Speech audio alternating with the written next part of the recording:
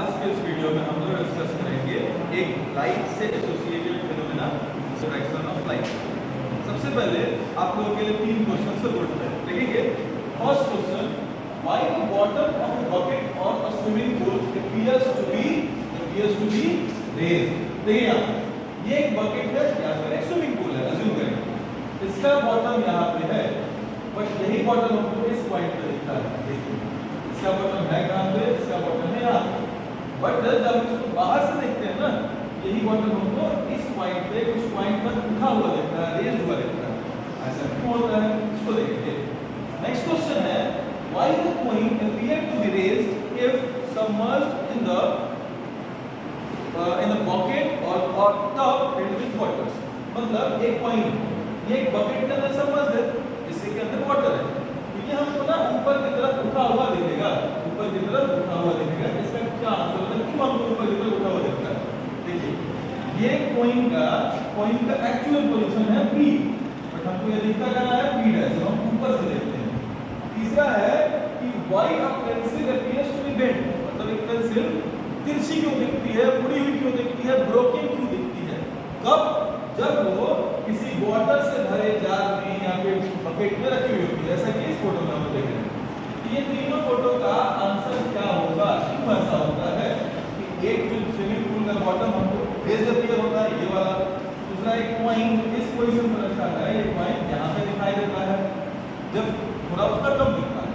तीसरा कि ये जो पेंसिल है, ये पेंसिल हमको मुड़ी हुई क्यों दिखती है? इसका आंसर जानने की कोशिश करेंगे हम लोग।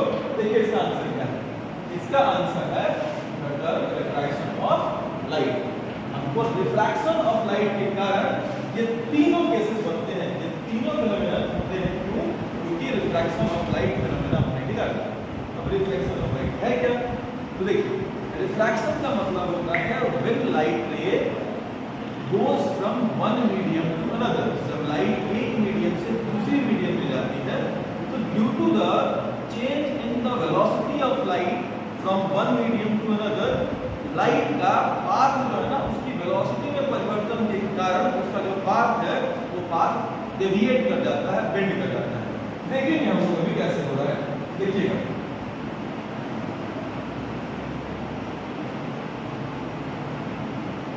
लेट अस अज्यूम कि एक लाइट रे एक मीडियम से दूसरे मीडियम में जा रही है, एक मीडियम से दूसरे मीडियम में जाएगी। सपोज करिए कि ये हमारा है एयर मीडियम, दूसरा क्या है ग्लास मीडियम। मतलब एक लाइट रे एयर से कहां जा रहा है, ग्लास में, एयर से कहां जा रहा है, ग्लास में।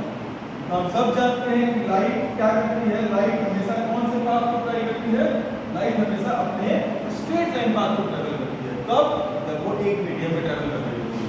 तो क्या करना चाहिए कि लाइट हम जा रही है तो आगे जाए तो स्ट्रेट लाइन पाथ को फॉलो करे। बट एक्चुअली में ये लाइट स्ट्रेट लाइन पाथ को ना ट्रैवल करते हुए नॉर्मल की तरफ जाएगी।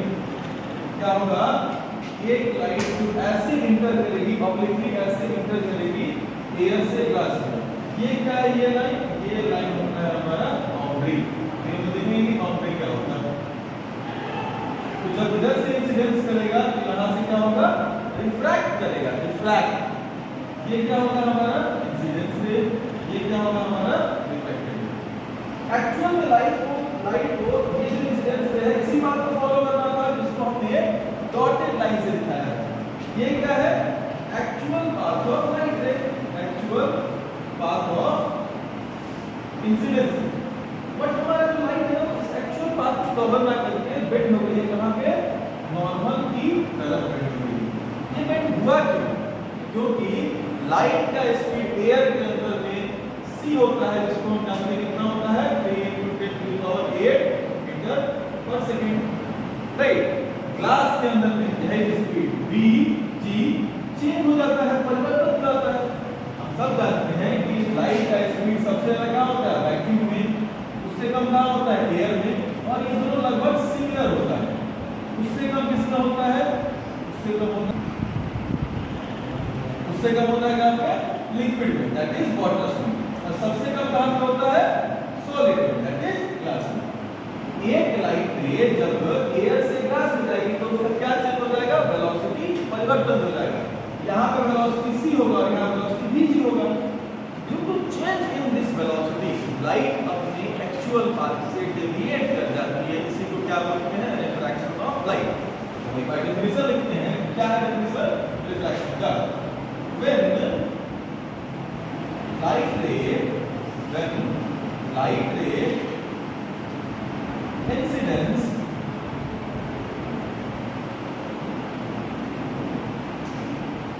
obliquely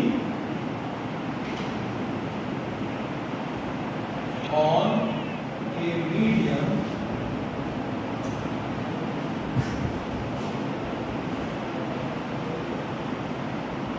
on the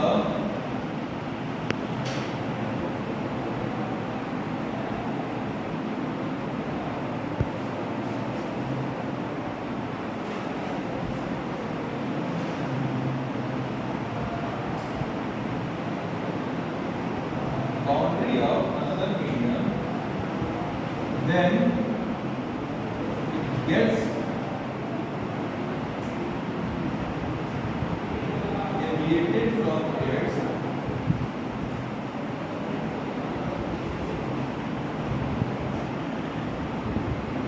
original path। मतलब कि जब लाइट रे ऑब्लिकली एक मीडियम से दूसरी मीडियम में इंटर करेगी तो वो अपने पाथ से पूरा डेविएट कर जाएगी, बेंड कर जाएगी। This phenomenon is called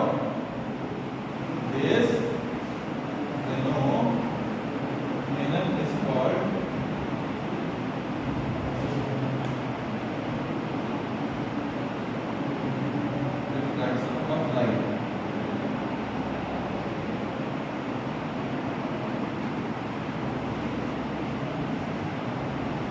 देखिए कैसे होगा।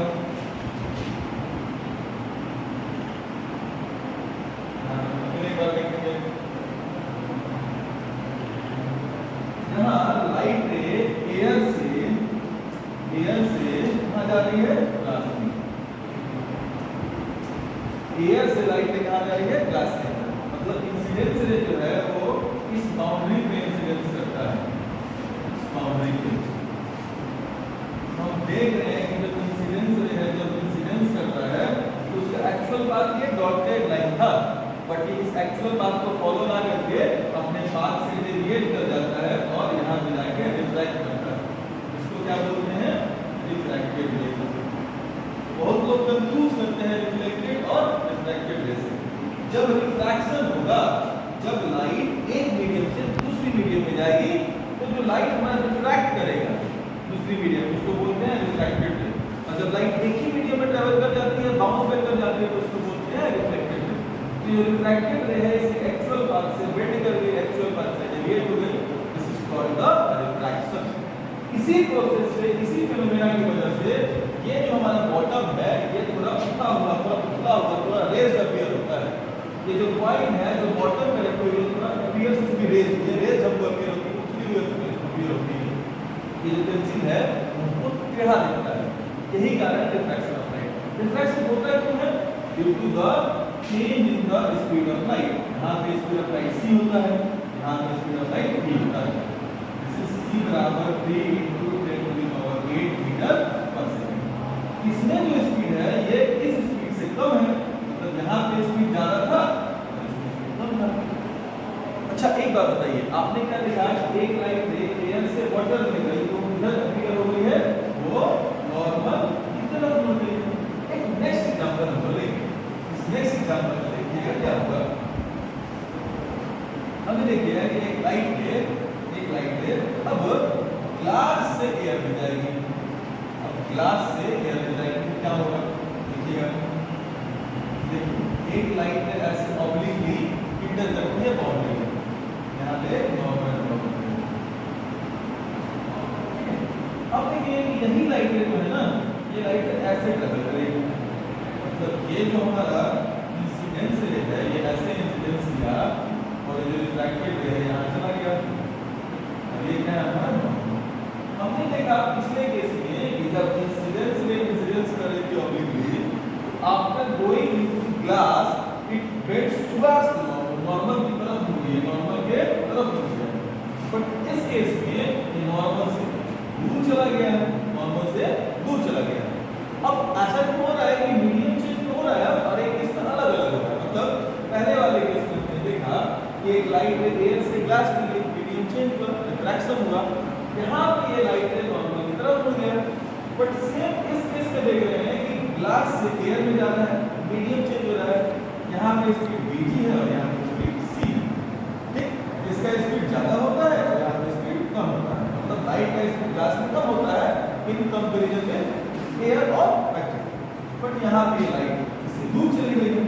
ऐसा क्यों हुआ है? देखिए, ऐसा इसलिए होता है कि लाइट जब एक मीडियम से दूसरी मीडियम में जाएगी तो वो डिपेंड करेगा उन दोनों मीडियम्स के ऑप्टिकल रेयरनेस होने पे, ऑप्टिकल डेंसिटी होने पे। मतलब उन दोनों के ऑप्टिकल डेंसिटी पे डिपेंड करता है कि लाइट रे नॉर्मल से दूर जाएगी या लाइट रे नॉर्मल के करीब आएगी। ठीक है, जिस मीडियम के अंदर speed of light another medium के कंपैरिजन में कम होती है उसको हम क्या बोलते हैं? ऑप्टिकली रेयरर मीडियम और denser medium. Optically rarer medium या डेंसर मीडियम उसको हम बोलते हैं ऑप्टिकली डेंसर मीडियम, जहां पे स्पीड ऑफ लाइट कम होती है।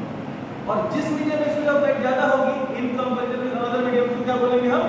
Optically rarer medium. अब बताइए कि स्पीड ऑफ लाइट ग्लास में कम होता है कि वाटर ये एयर में कम होता है? ग्लास में कम होता है, इसको हम क्या बोलेंगे? इसको हम बोलेंगे optically rarer medium, optically rarer medium. और ग्लास में स्पीड ज्यादा है तो उसको क्या बोलेंगे? Optically denser medium. आप लोग स्कूल में कभी-कभी सुनते होंगे कि डेंसर मीडियम बोल देते हैं, हम लोग रेयरर मीडियम बोल देते हैं, वो चलता है। ऑप्टिकली रेयरर, ऑप्टिकली डेंसर या फिर नॉर्मली डेंसर या फिर रेयरर।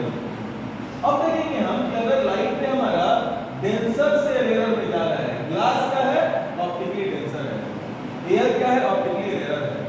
अगर लाइट में डेंसर से रेयरर में जा रहा है, हम देखते हैं क्या हो रहा है? लाइट में नॉर्मल से दूर चला गया।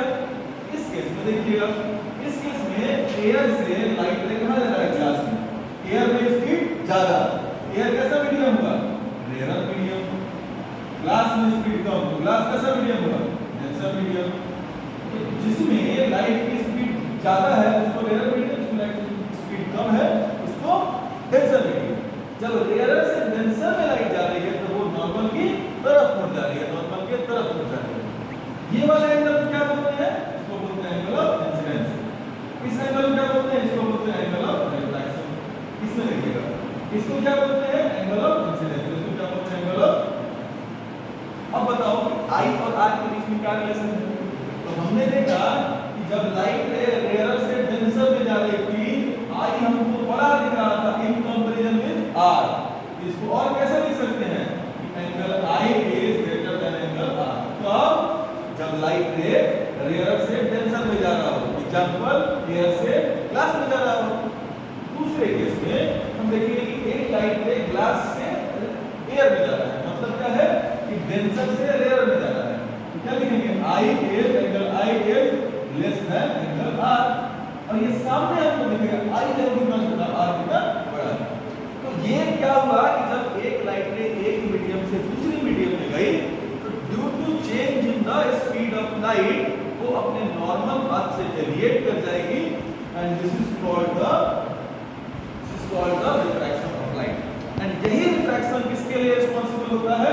इन तीनों फेनोमेना के लिए। हालांकि हमको एक में सिर्फ तिरछी क्यों दिखती है, बेड हुई क्यों दिखती है।